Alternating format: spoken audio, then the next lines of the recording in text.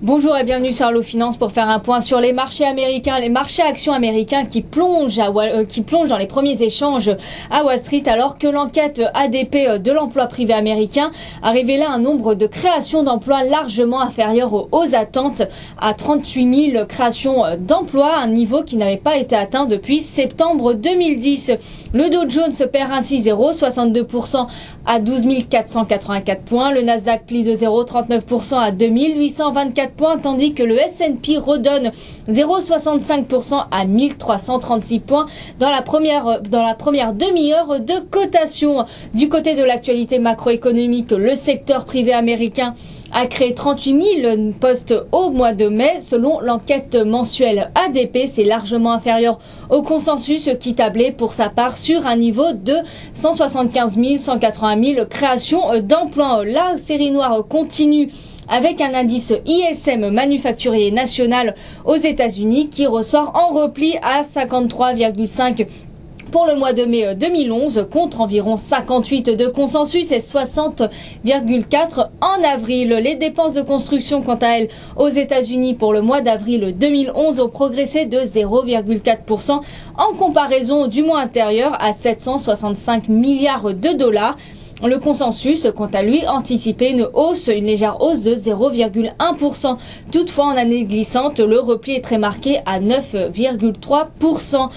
Du côté des sociétés, maintenant, le fabricant de papier bulle Sealed Air gagne 3,05% à 26,31$ après l'annonce du rachat de Diversey Holdings pour 2,9 milliards de dollars en numéraire ainsi qu'en actions.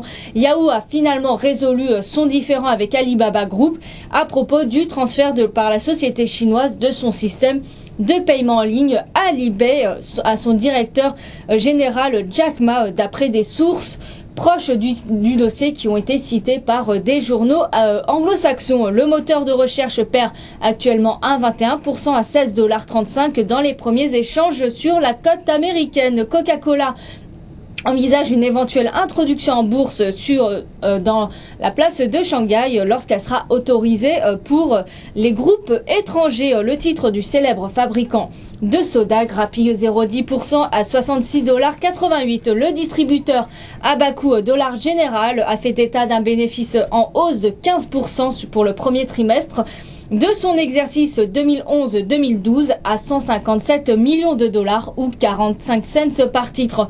Le groupe a par ailleurs confirmé ses prévisions pour l'ensemble de son exercice. Pourtant, le titre décroche de 5,79% à 33,04$. Le Marathon Oil redonne de 53% à 52,80$. Le groupe pétrolier a annoncé l'acquisition de tous les intérêts pétroliers ainsi que gaziers de Hilltop Ressources, notamment dans le gaz de schiste, pour 3,5 milliards de dollars. Le détaillant Macy's progresse de 0,35% à 28,98$ après avoir publié une hausse de 8,5% de ses ventes totales sur le mois de mai à 1,94 milliards de dollars. Et puis Sprint Nextel redonne 1,03% à 5,79$. L'opérateur américain de téléphone mobile a demandé à l'autorité de régulation américaine des télécommunications de court-circuiter le rachat de T-Mobile USA par AT&T pour 39 milliards de dollars. Sprint